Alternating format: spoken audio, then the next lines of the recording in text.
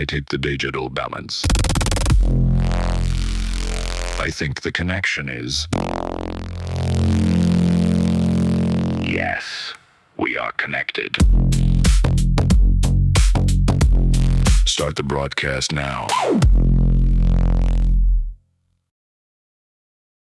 In the oldest epic ever written, when the flood was over and the storm had calmed and the silence settled on the water, the narrator looks out at the world and says this: all the people had turned to clay. That line has been sitting in the British Museum since 1872.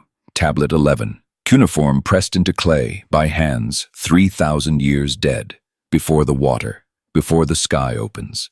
In Tablet 11, the great gods convene: Anu the father, Enlil the advisor, Ninurta and Nugi. They meet and they decide. The hearts of the great gods move them to inflict the flood. Behind that tablet, older than Tablet 11 by 1,000 years, is the Atrahasis epic. British Museum, BM 78941, Old Babylonian, circa 1635 BCE. The Lambert and Millard edition, 1969. It names the reason. The god Enlil cannot sleep. Mankind has multiplied. The noise of them, the Akkadian rigmum, the clamor, the huburu, has grown so loud the earth bellows, night after night. He has tried plague. He has tried famine. He has tried drought. Nothing works. They keep multiplying. They keep making noise. And so Enlil brings it to the assembly, the flood.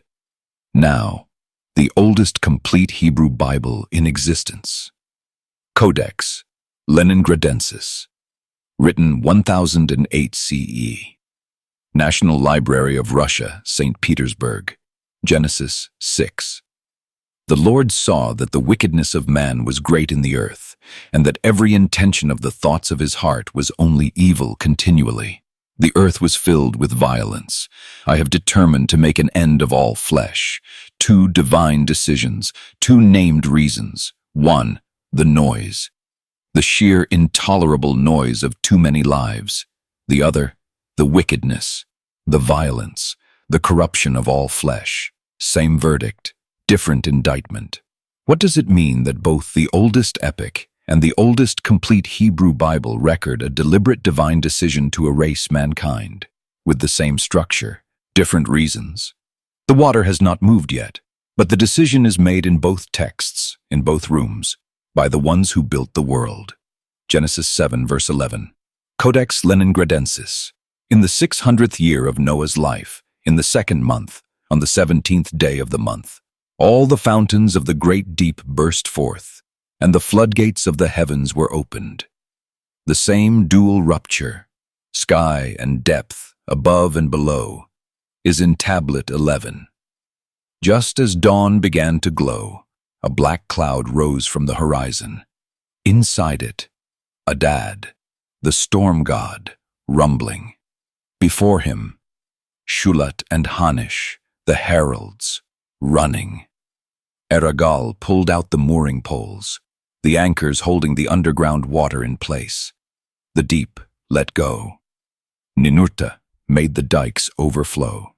The Anunnaki lifted torches and the land blazed. The sky turned to blackness. All that had been light was gone. Sky and deep. Both texts, both at once. The Gilgamesh storm runs 6 days and 7 nights. That is the number in Tablet 11. Genesis says 40 days and 40 nights of rain.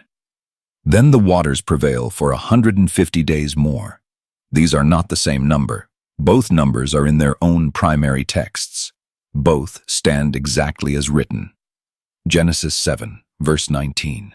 The waters prevailed so mightily on the earth that all the high mountains under the whole heaven were covered, 15 cubits deep above the mountains, and all flesh died that moved on the earth, birds, livestock, beasts, every swarming thing, and all mankind.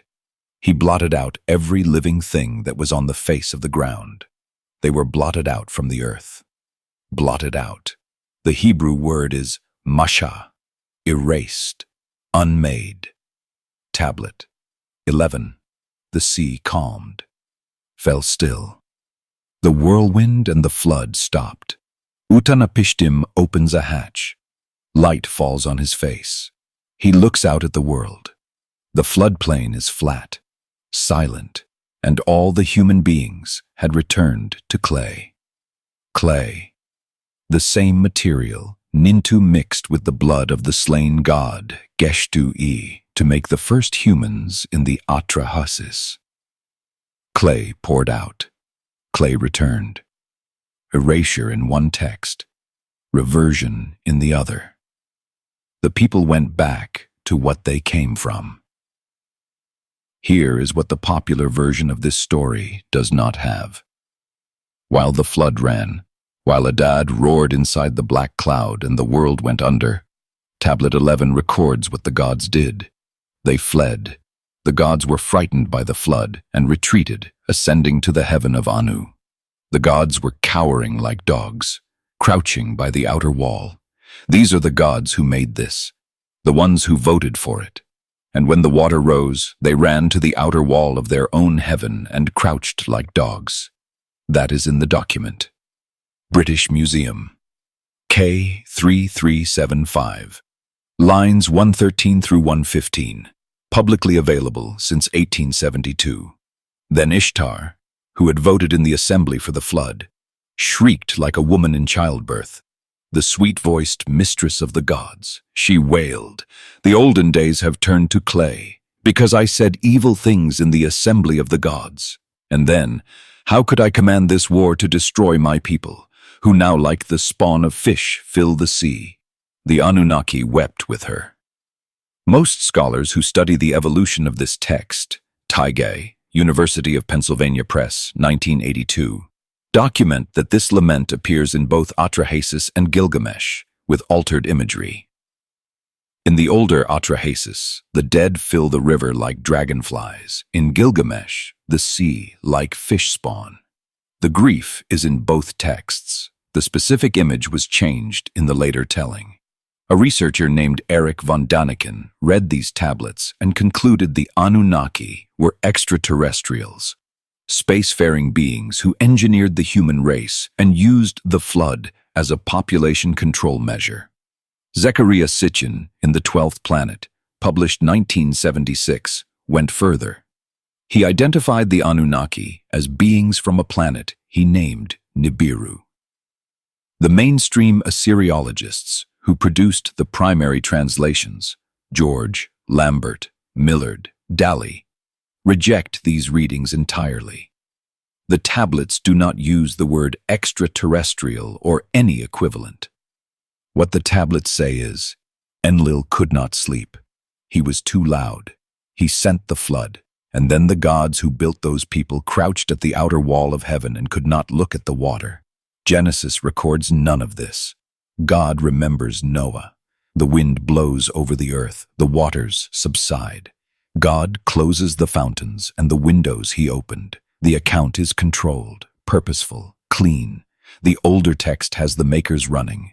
6 days and 7 nights. Then the sea calmed, fell still. Silence had set in, and all the human beings had returned to clay.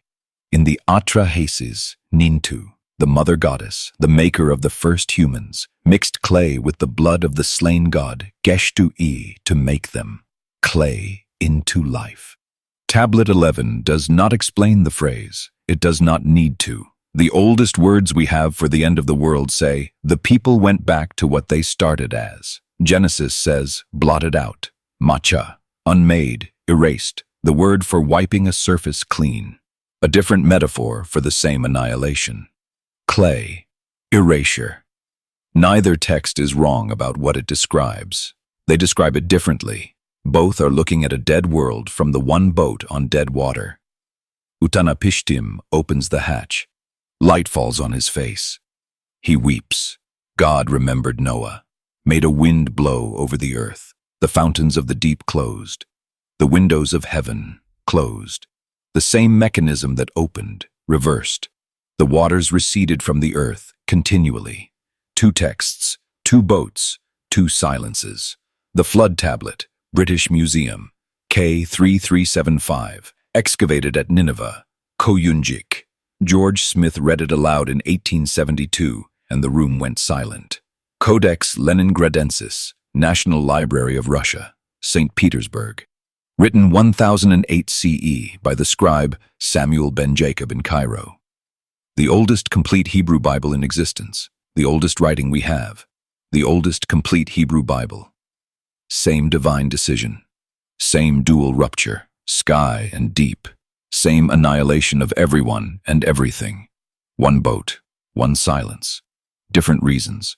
Noise and multiplication on one side. Wickedness and violence on the other. Different duration. 6 days on one side, 40 on the other. Different image of the dead. Clay on one side, erased on the other. The gap between the numbers does not close. The gap between the reasons does not close. Lambert and Millard, who produced the standard Atrahasis edition, wrote that the differences between the Mesopotamian tradition and Genesis were too great to encourage belief in direct connection, and also documented the clear structural parallels.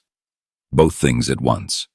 The scholars have been sitting with this since 1969. The clay, the erasure, the one boat on the dead water, set them down. This has been the Digital Madman. If you enjoyed this, please share it, subscribe, and smash the like button so we can get the algorithm to pick it up. Thank you, and I will speak with you next time.